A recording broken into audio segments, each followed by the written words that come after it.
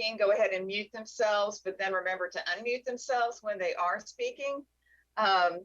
Always a little complicated, but welcome. We have only one case today. It is case number 20-70008, Aranda versus Lumpkin. And we'll begin with Mr. Kearney on behalf of Miranda. Good morning, Your Honors, and may it please the court. Arturo Aranda brings to this court two clear instances of constitutional violations. First, under Miranda v. Arizona, because the trial court unconstitutionally admitted an uncounseled confession. And second, under Wiggins v. Smith, where a deficient sentencing phase investigation by Aranda counsel left undiscovered and unused clear evidence of mitigation that could have bore on the determination in the sentencing phase that Mr. Aranda merited the death sentence. On the Miranda claim, that his post-warning statement in a custodial setting violated his constitutional rights, the Supreme Court has been clear that a confession given in a custodial setting is a constitutional violation unless the defendant voluntarily, knowingly, and intelligently waives his rights. In this instance, the state trial court at trial addressed the voluntariness of the waiver and made findings concerning the voluntariness of the waiver based on the evidence then adduced. And throughout the rest of the state court proceedings, the determination of the trial court that started the trial and reconvened the hearing, the suppression hearing on the viability of Mr. Aranda's statement, addressed only the voluntariness of that confession. At no time were findings made through the trial court determination and on review to the appellate court of the separate but equally important requirement that a confession be shown to be knowingly and intelligently waived. Okay, so let me ask you this: even if we assumed arguendo that you're correct on that part of the Miranda issue, what about the harmless error point? There was a lot of evidence against your client. So why would it not be harmless error if in fact we found it was error? Well, I think primarily the central issue with respect to the harmlessness issue is just the absolute importance of a confession with respect to the state and its case. And particularly in this case, where the state had to prove that Arturo Aranda intentionally shot and killed the officer at the scene of that incident.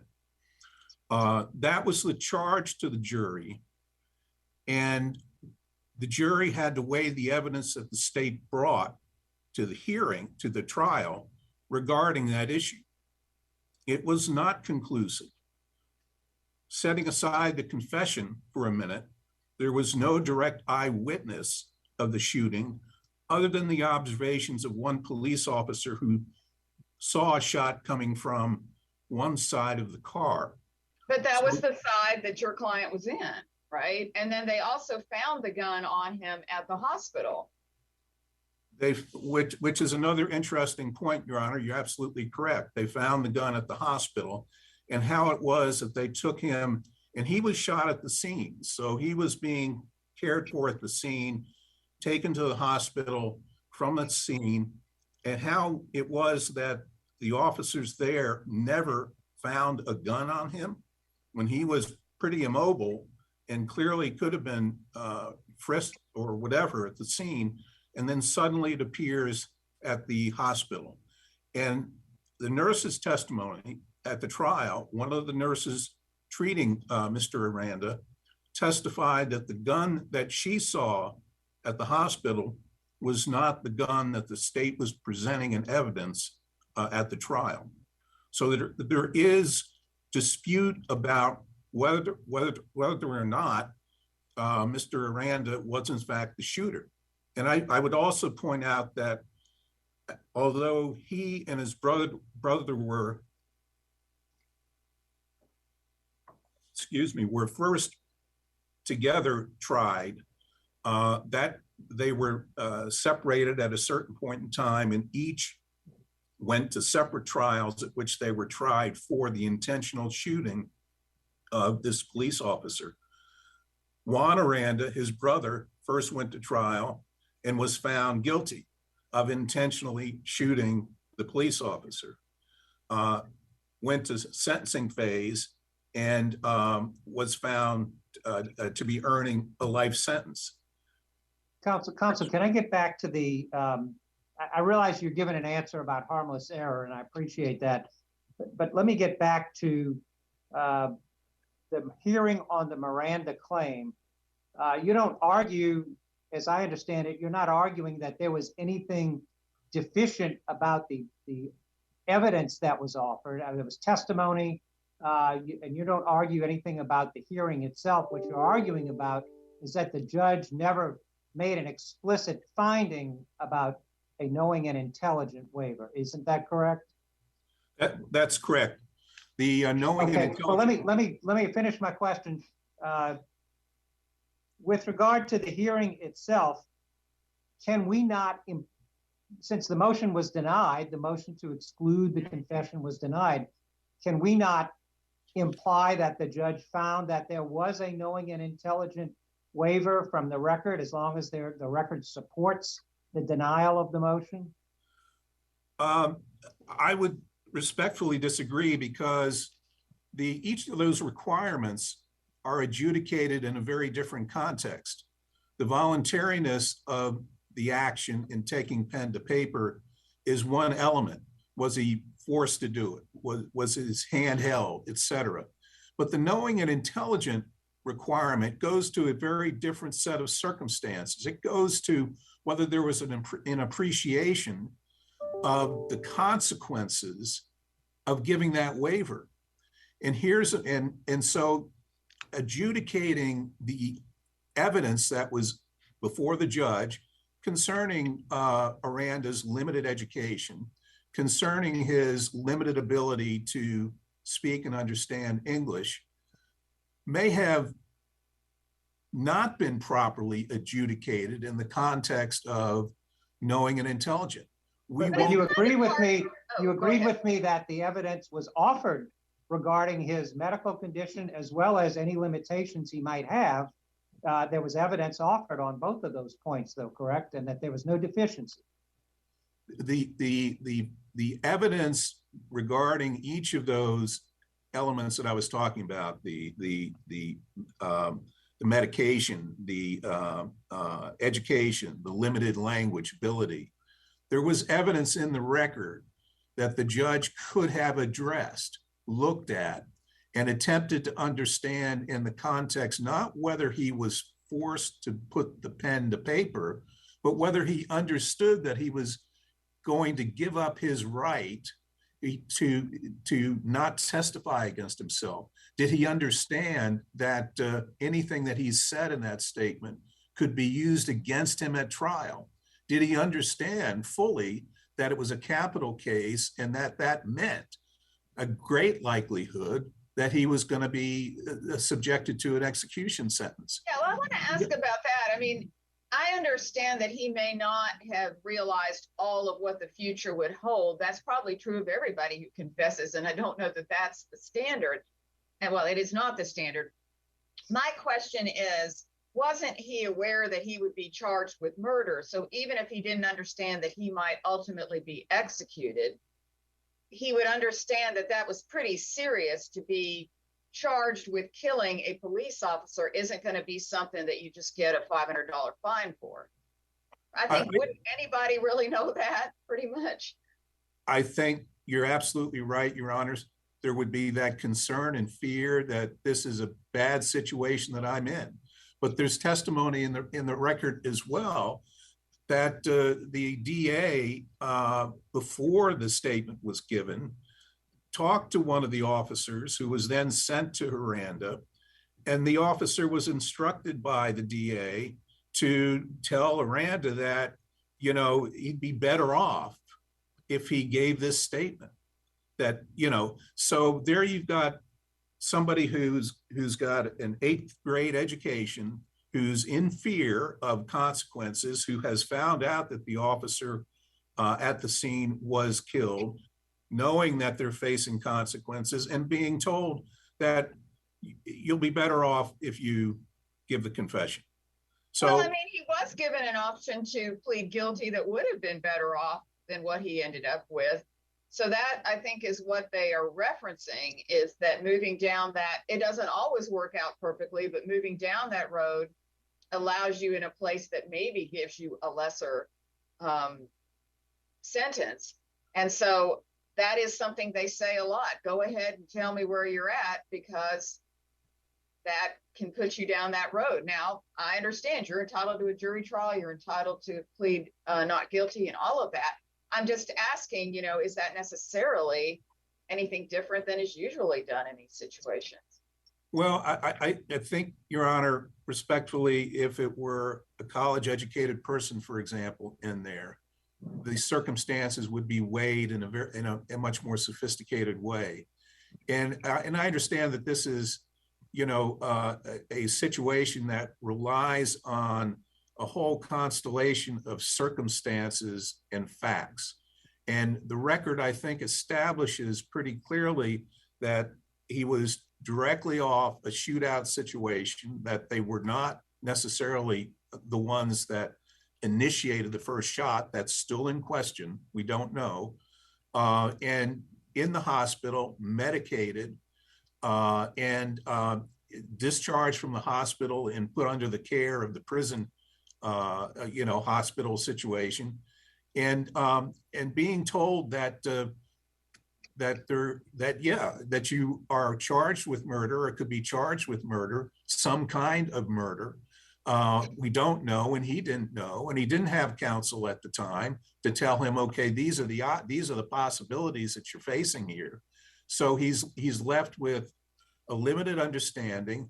There's disputed record evidence, it seems to me, as to the extent to which the confession, the waiver language and the confession language were discussed with him in Spanish. Can you tell me what's your best case for the proposition that you have to understand all that you could be charged with, all the sentences you could get, and all of that when you are given a Miranda warning and you confess? Can you tell me your best case on that proposition? The best case in terms of what would be the ideal circumstances? No, what's required? I mean, you are holding a very high standard for what's allowed in confessions, and I don't think that is the law, but I'm asking you, what case are you relying on for these arguments? Well, Your Honor, I think, you know, Miranda is the law, and Miranda said that confessions are such a dramatic and critical element of the case that a state would put on against a defendant, that it merits special attention and special monitoring to make certain that the person who's giving the confession is not only voluntarily giving it, but understands what the consequences are. And here, the full consequences in a capital case, which is, again, another special situation where he can be executed for what he's done or what he says he's done. It just merits a higher level of scrutiny by the trial court with respect to the admissibility of the confession than was accorded Mr. Aranda here. Okay, let me turn to another question, which is, you have said, you know, if you don't agree with me on this, at least on both claims, at least send it back for an evidentiary hearing. Can you tell me if we sent either argument, the Miranda or the Strickland / Wiggins case back, what exactly would this hearing be? What are disputed facts that would need to be decided, and what evidence would be? What would this hearing look like? Well, with respect to the confession, the extent to which Mr. Aranda was physically harmed before the confession, beaten by the police, that was an issue that was raised. That's in dispute. Whether he requested counsel, he testifies that it was 4 times. The state says, based on the officer's testimony, that it was 0 times. The extent to which— But didn't the state court determine that? The state court made a credibility finding that it believed the officers and not— Right, so there's nothing, I'm asking what would be new, what would be things that were not presented, because this is a pre-EDPA case. So what would be new, what was not presented? That, because if the state court's already ruled on the these Sure. kinds of things and found they believe the officers over your client, we're done on that. So Right. what is it that is new that would be presented that was not already determined? That's what I'm sorry, that's what I'm asking. A variety of things. Number one, the whole issue of his background, which may sound like it has, relevance only to the mitigation issue for sentencing. But the fact is that there is clear evidence that was not before the trial court that he was subject to a police beating when he was a youth. There is no real evidence that of the type of, we know the type of medication given to him, but evidence of what that does to somebody in terms of mental processing, et cetera, if you're being given Demerol on top of painkiller. So we don't have that type of evidence concerning the effect of that on Mr. Aranda's ability to comprehend and reason, et cetera, at that time.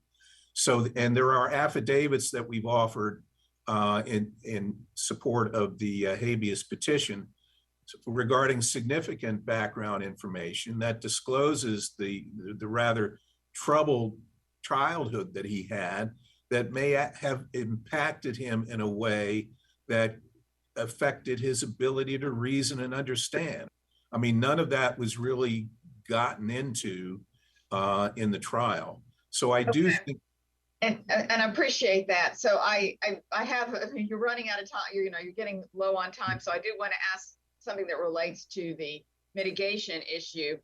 And that is, in looking at the materials in the state court, there were a lot of arguments about the inability to provide mitigation because of Texas law at that time. And we were talking about Texas law something like 45 years ago. I mean, a long time ago. And there were so many claims about, I couldn't do this, I couldn't do that, I couldn't do this, I couldn't do that. How do you square that with the argument that the trial lawyer didn't do enough mitigation when their argument is we couldn't do mitigation? How do you square those two? Well, I would disagree that that he was limited in what he could do to produce some evidence of mitigation that would have borne on both the deliberateness question that had to be answered and the future dangerousness. And his family members were available to the to counsel to be interviewed, to get affidavits, to get testimony regarding what his upbringing was like and how that might have affected him, or that in contrast to the rote litany of the officers who came in during the penalty phase on behalf of the state and said, well, he has a reputation for being a bad person. But counsel, with regard to mitigation, you agree that we have to hold the lawyer to the standard which existed at the time in terms of what's admissible, what's the customary practice, all of the options or lack of options available to the attorney at the time of the sentencing. Isn't that correct? That's correct, Your Honor.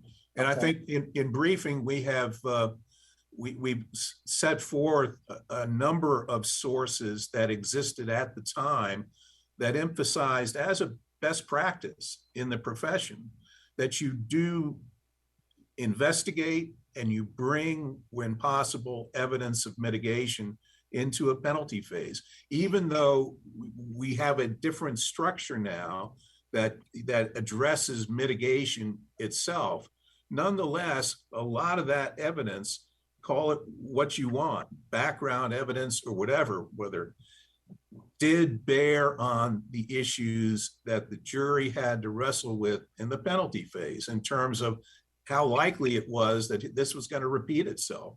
How deliberate was he in the context of that shootout when he had police shooting at him and he had a background of police brutality that he suffered through? How likely was it that it was spontaneous, not deliberate? So I think the fact that that there was recognition at the time in the profession that you needed to do something at the sentencing phase in order to, best represent your client. Okay, but I'm still having trouble with how you square that with all of there were so many arguments made about inability to mitigate. How can you square those arguments with the one you just made? That's what I'm trying to understand. Well, I mean, there may have been many barriers to doing exactly what you're saying, Your Honor, but it may take only one additional bucket of information, of evidence, put before a jury, where that jury has to reach a unanimous decision to affect it. And it could have affected it at the guilt phase as well. It may not be just restricted to a penalty phase issue. I mean, the whole notion of his background, if properly evidenced at trial, could have influenced one juror, with regard to guilt. Well, that's not before us because there's a COA on only 2 points, and this is just on the mitigation and sentencing point. So we can only consider, we only have jurisdiction over what the COA was granted on. Right, I understand, Your Honor. And even limited to the penalty phase, it could have been even a minimal amount said, a minimal few witnesses could have turned the attitude of one of those jurors. And in a capital case, it seems to me that there is a higher standard to worry about with respect to the effectiveness of trial counsel. So I'm happy to answer more questions now, but if the court agrees, I'd reserve my 2 minutes and counting down for rebuttal. Okay, colleagues, any more questions for Mr. Kearney? Okay, you can mute yourself for now, and we'll hear from Ms. Thompson on behalf of the state, and you can unmute yourself. Thank you, Judge Haynes. May it please the court. The petitioner is not entitled to federal habeas relief from his state judgment of conviction for killing a Laredo police officer on either of his 2 claims. First, the Miranda claim. To be clear, as Judge Engelhardt pointed out, and as part of one of his questions, the state trial court did have this evidence in front of it, and it did make at ROA 4443 a number of explicit factual findings that bear on the questions at issue here, both as to voluntariness and to the knowing and intelligent claim that is before this court today. And even if there were error in the admission of the statement, the petitioner would have to satisfy Brecht v. Abramson and show actual prejudice, and he cannot carry that burden on this record. Second, the Wiggins claim under Strickland. Even under de novo review, the petitioner cannot show that counsel was ineffective at the mitigation stage. Counsel's performance was reasonable in light of 1979 professional norms, and the petitioner cannot show Strickland prejudice, which is also required. We'd suggest to your honors that the simplest resolution of this case is to hold that there is no prejudice under Brecht and therefore affirm the denial of relief on the Miranda claim. And as to the Strickland and Wiggins claim, to hold that there was no ineffective assist or that there was no deficient performance under the first prong of Strickland. The petitioner can't satisfy any of the other requirements either. Okay, but then how do you, on the Strickland, how do you deal with the fact that, you know, the claim was, well, I thought that it would be double-edged and la, la, la, so I didn't investigate. But the problem is if you don't investigate, how can you analyze what it would have been?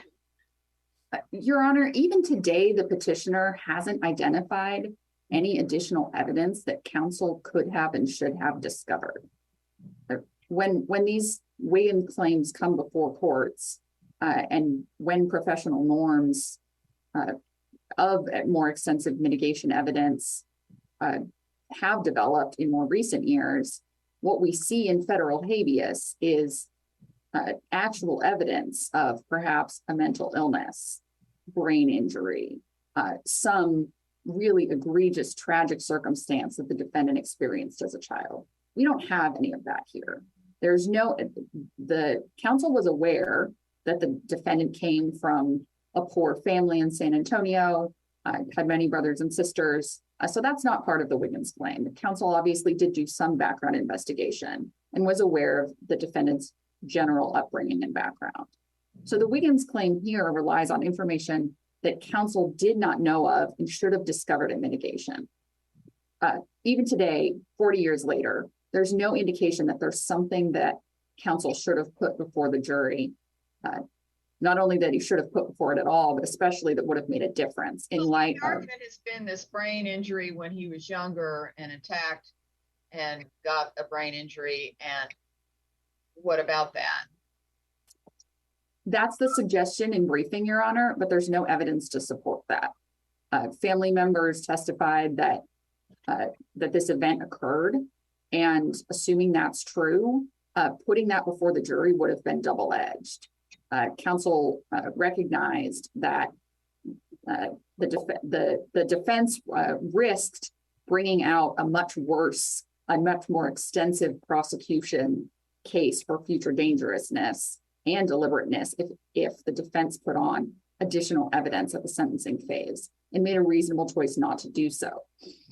So evidence that the defendant had been injured in a mistaken arrest by a police officer when he was 16, perhaps that would weigh in the way that habeas counsel now says, but it also could have weighed against him before the jury. The jury could have looked at that and inferred that he did act deliberately, that he hated police officers, and that when he saw one approaching him to arrest him, he reacted with the gun in his hand. So even if that incident, which is really the only new thing that I can find in counsel's briefing or the habeas petition that was not within defense counsel's knowledge, that evidence fails because under the Strickland prejudice prong, you've got to show that there was some substantial likelihood that the result would have been different. And that evidence was double-edged. And again, Your Honor, the alcohol and substance abuse, how would that play out?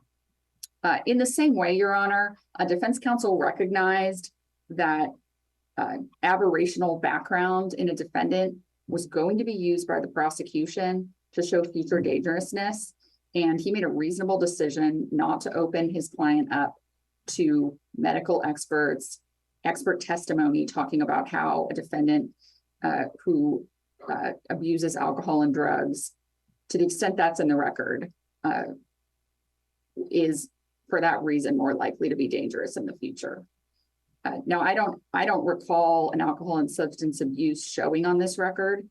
My recollection is that counsel contended at trial that the defendant had been drinking on the night of the crime, but that evidence was put before the jury, and the jury, gave it the weight it was due.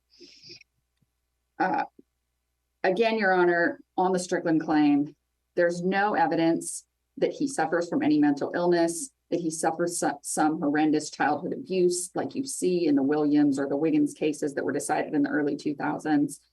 There's nothing like that here. And there's certainly What nothing. about his claim that he'd like to put on some evidence that that's part of the problem and he wants us to send it back to the district court for that?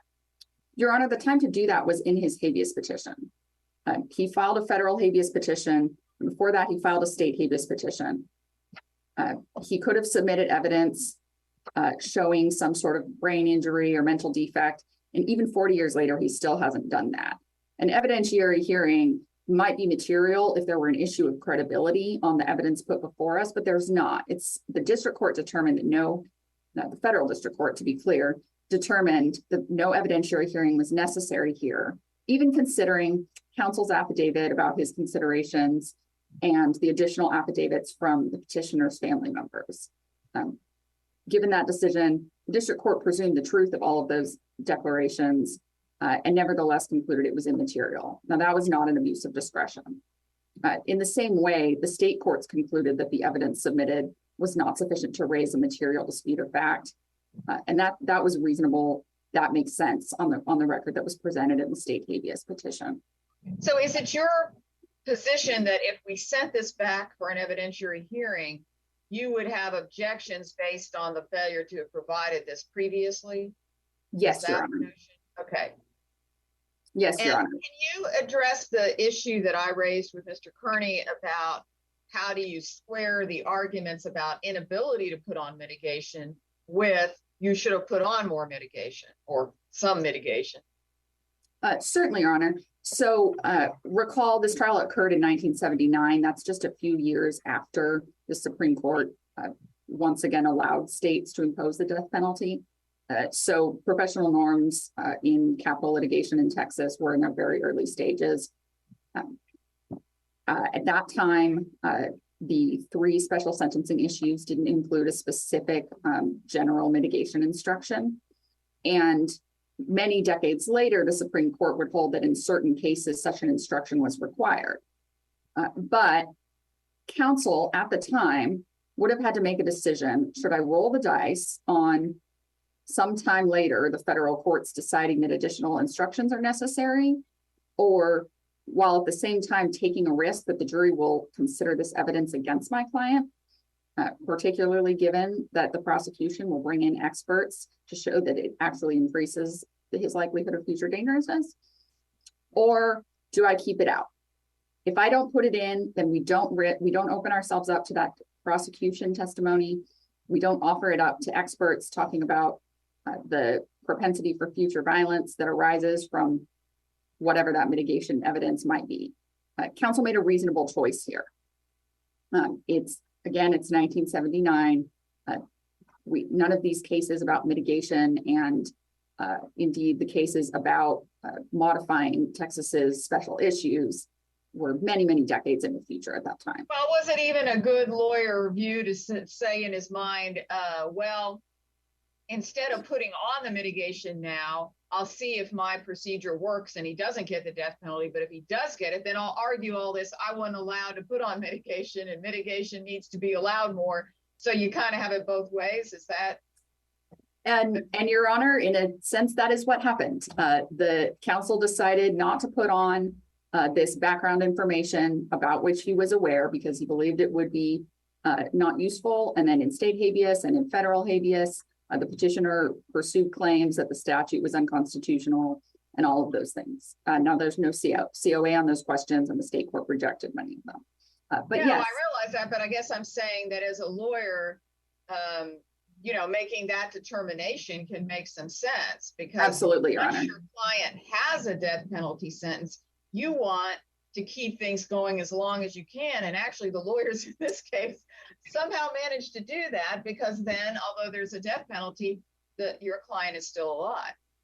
Absolutely, Your Honor. And I'm not meaning to laugh about that it's not funny, but it's interesting because here it's been 46 years since the crime and something like 43 years since the sentence, and he is still alive.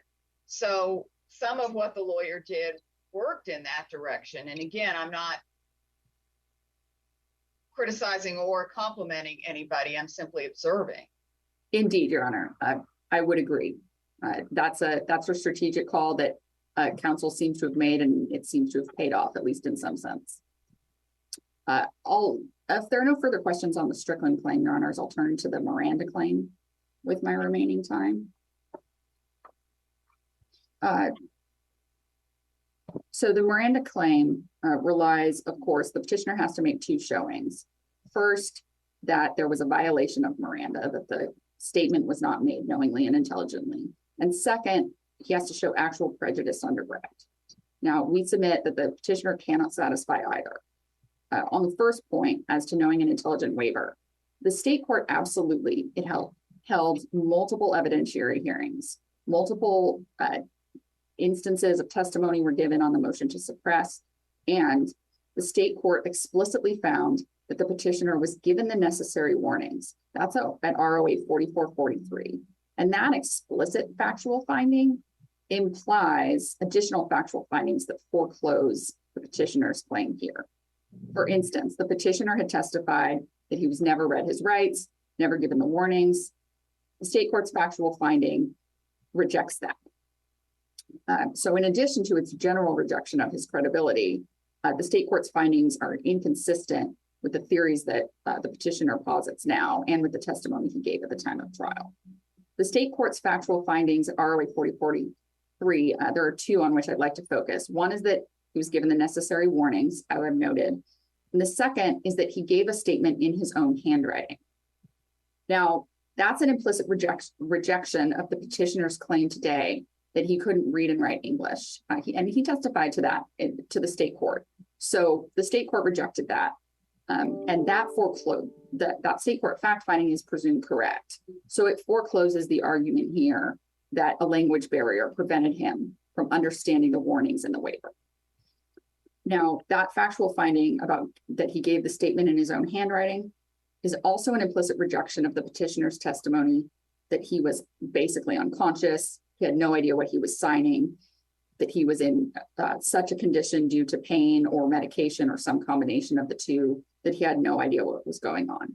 The fair import of the district court's fact finding that he gave a statement in his own handwriting is that he was acting of his own will. He was cognizant of what was going on.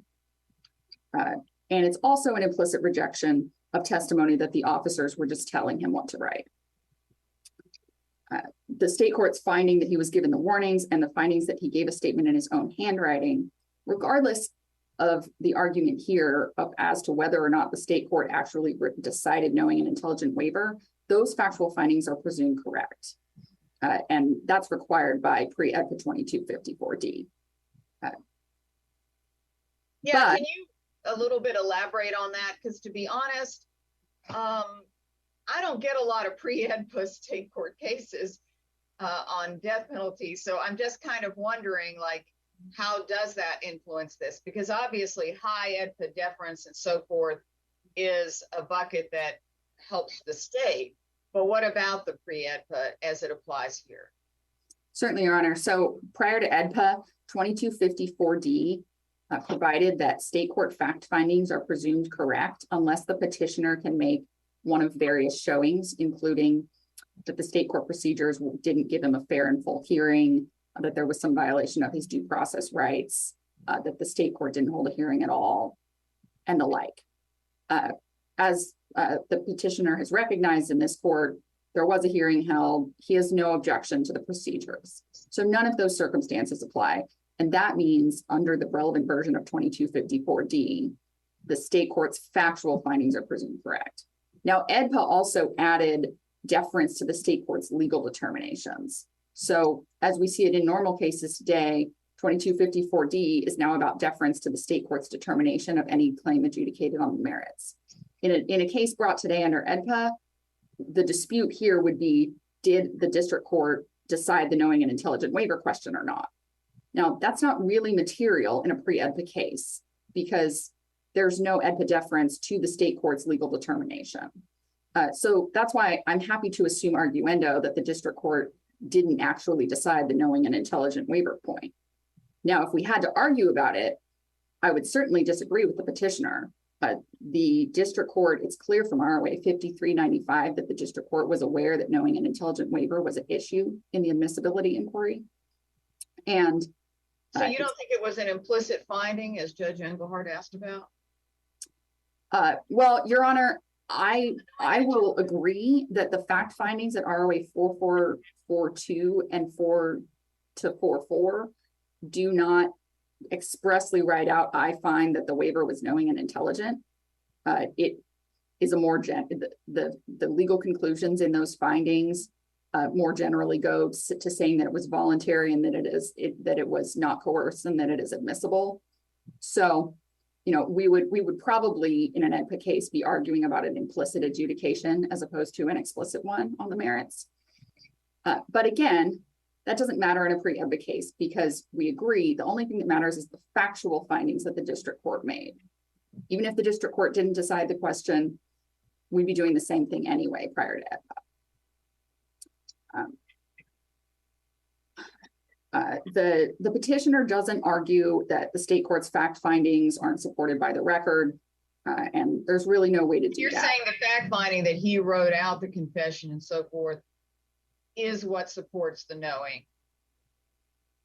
Yes, the explicit fact finding. What about this notion, though, that he had no idea that he was walking down a road that would take him to death by doing this?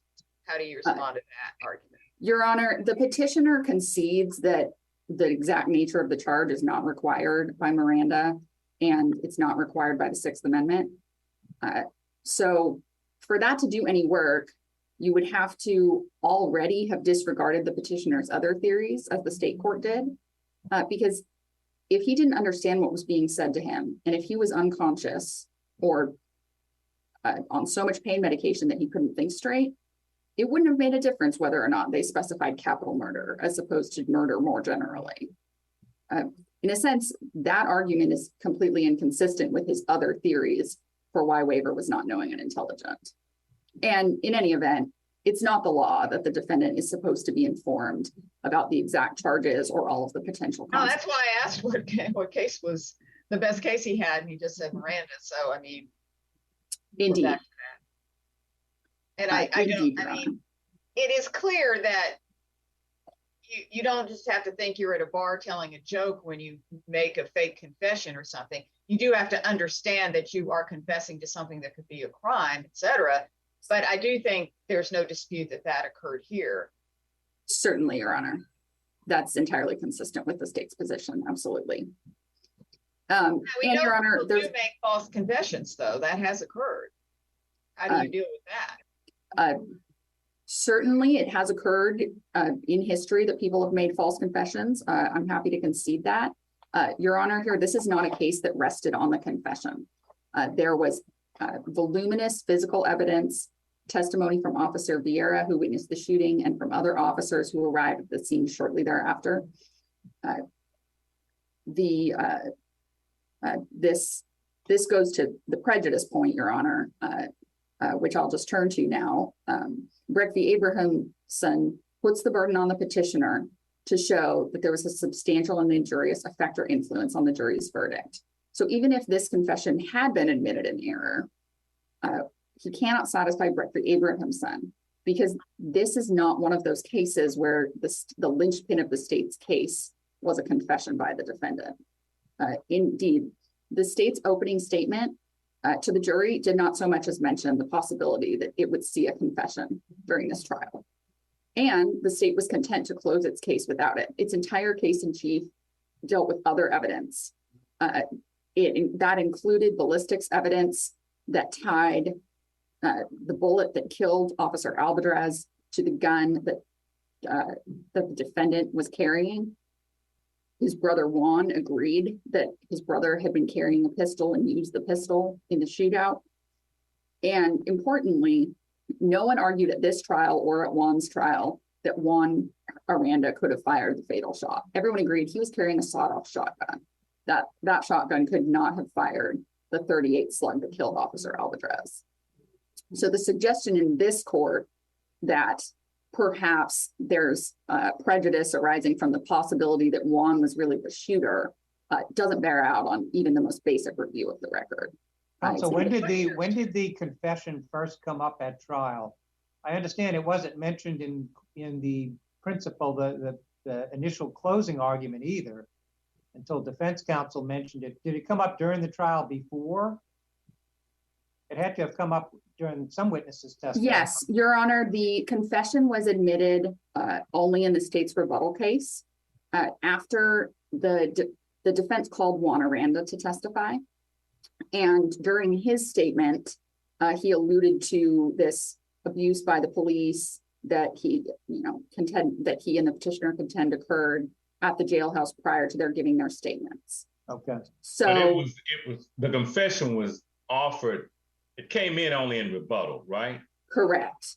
And then the prosecutor in closing argument said to the jury, you don't even need the confession in order to convict this defendant. Is that right? Correct, Your Honor. The prosecution didn't lean on this confession. And on my reading of the record, of course, I can't say what exactly was going on in the district attorney's mind, but my reading of the record is he brought it in only because it had become relevant and he didn't want there to be some doubt in the jury's mind as to what it said. So he brought it in rebuttal after he had Juan Aranda on the stand. He then mentioned it during his rebuttal time in the closing argument. And as Judge Graves observed, told the jury, you don't need that. That told the jury that they could find. Your response to the argument, as I understood it, that somehow this gun just kind of made it to the hospital in some weird way, that it wasn't there when they searched him at the place of the shooting, and that the nurse saw a different gun. What's your response to that argument? Your Honor, the jury heard all of that testimony. The prosecution put on evidence that there were a number of inconsistencies in the nurse's notes from that night that undermined the weight to be given her testimony. And there's no dispute from Juan Aranda, who also testified that his brother had and used a pistol that night. So the jury reasonably found, based on the evidence, that the pistol that was found at the hospital was the same one that the defendant had been using. So, I mean, there's no evidence that it was kind of stuck in his pocket somewhere. No, Your Honor.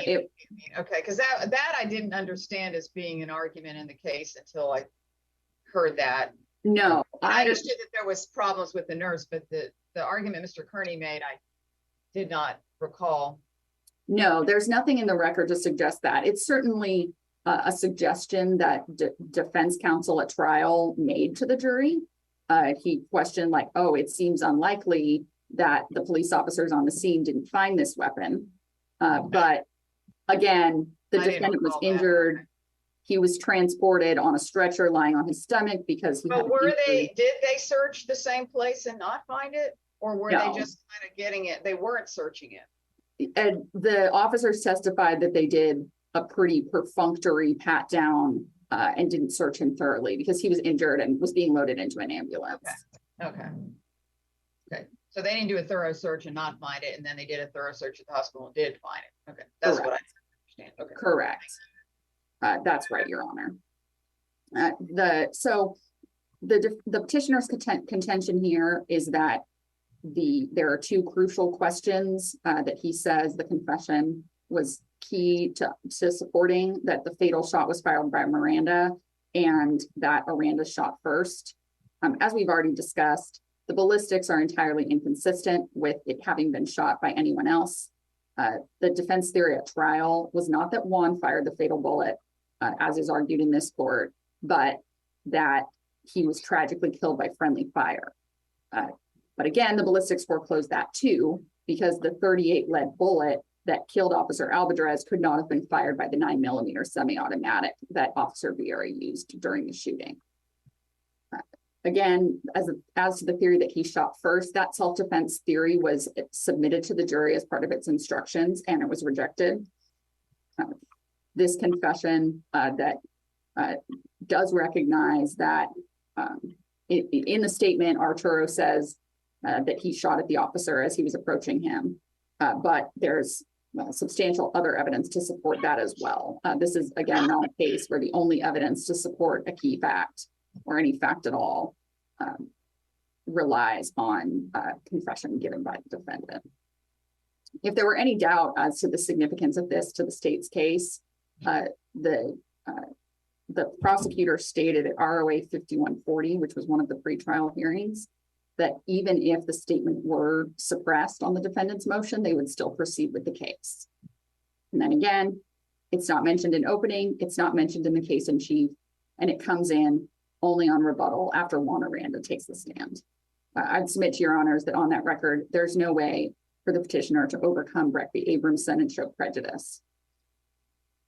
So even without, he did make that, or I'm sorry, I looked again, he did make kind of that argument, but it was in passing. I didn't understand that he was saying the gun wasn't there at the time. But I do now understand that. It's on Blue Brief, page 29, but I didn't understand that that was what he was arguing till now he made that argument. yes, I understand your response to it. Okay.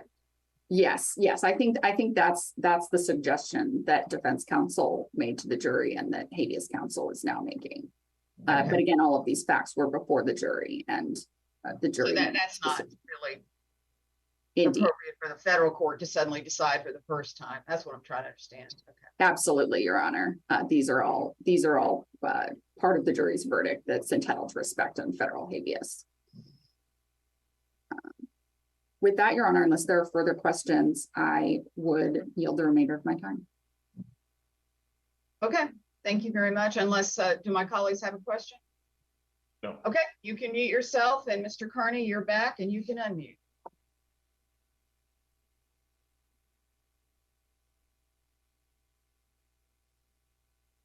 Maybe not.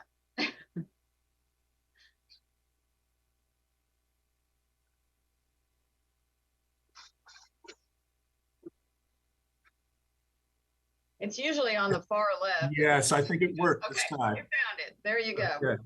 Go ahead. All right. Thank you, Your Honor. Just to address a few points. We seem to be emphasizing in the context of what Mr. Aranda knew and understood when he was giving his confession, the focus on whether or not it was sufficient that he knew he was being charged with murder. And I would posit with the court that it's really more than that. It is the knowledge of the consequences of waiving his right in that confession, the right not to testify against himself, which is exactly what happened at trial. And this was not just an instance of the confession being mentioned at the rebuttal and the closing argument. It was in the jury instructions delivered to the jury that they were invited to look at the confession, make a determination of voluntariness, and then decide whether or not they would accept the validity of the confession. But the instructions never instructed them to as well look at the issue of knowing an intelligent waiver. So I think it is a central factor in the trial that But this. what about the fact that the prosecution said, you know, we don't really need the confession? So, I mean, the fact that it was such a tail end thing kind of would make the jury think maybe the prosecution doesn't think this was a real confession. You know, why are we looking at it? Well, it was important enough to the prosecution that they got it into the jury instructions, inviting the jury to take a good look at it in deliberations. And the fact that the DA concluded an argument or spun an argument that you don't really need to worry about the confession because we have all this other evidence. Well, look at the other evidence. Ballistics was disputed. The circumstances of the shooting were disputed. There was no direct evidence. Nobody saw Arturo Aranda pick up the gun and fire the shot. His brother was sitting next to him in the car. It's not inconceivable that he could have reached over and grabbed the gun and did the shooting himself. And after all, he was convicted of intentionally killing that officer in a prior case. So this is not conclusive testimony that the prosecution brought to bear. And the fact that he had to repeatedly, in rebuttal and in requesting of the court that it be included in the instructions, and then in closing argument, left the jury with the message that, well, we've got him good to rights with other evidence, but oh, by the way, look at the confession. And as this court in past cases and the Supreme Court has said many times, that's the special impact of a confession. If there are any missing links in the prosecution's case, any failures, deficiencies in the case, it can be made up for because, wow, the defendant confessed, so clearly he must have done it. But doesn't it undercut your argument, the fact that the confession didn't come up on the government's principal case, but only came up later in rebuttal? Maybe there wouldn't have been a jury instruction discussing whether the confession was a valid one or not. It wasn't even an instruction that in other words, it was an instruction that invited scrutiny of the confession, but there would not have been an instruction at all, but for the confession coming up as part of the defendant's case. Why should we not view it that way?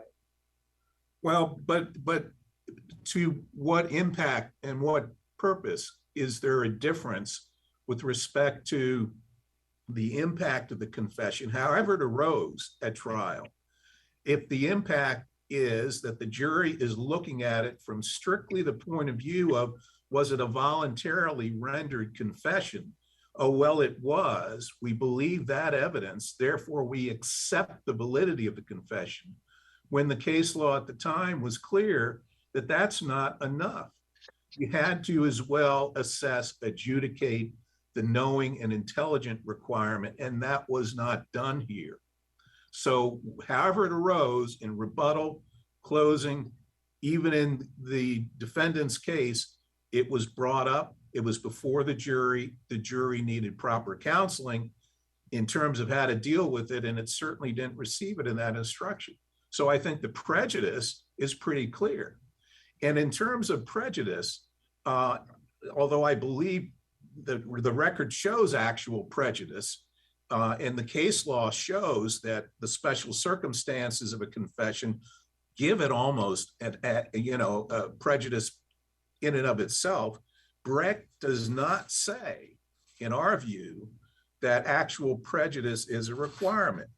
Brecht standard did not shift the burden of proof that the state has to prove, to justify its indictment and prove the harmlessness of any error committed in the confession. I mean, it was the state's burden in prosecuting its case, in bringing forth that confession to prove the validity, to show the validity of that confession. It had that burden. And the harmlessness of the issue of whether or not a deficient confession or some omission that took place in the rendering of the confession was harmless or not, that's the state's burden to show in the context of assessing the admissibility of that confession. Okay. I didn't want to interrupt you, but your time has expired. So unless my colleagues have any more questions, I think I've asked enough. Do my colleagues have any questions? Okay. We want to thank you for your CJA service, and we want to thank both sides for your arguments, and the case is now under submission, and we are now adjourned. So we'll let you all depart. Thank you, Your Honor.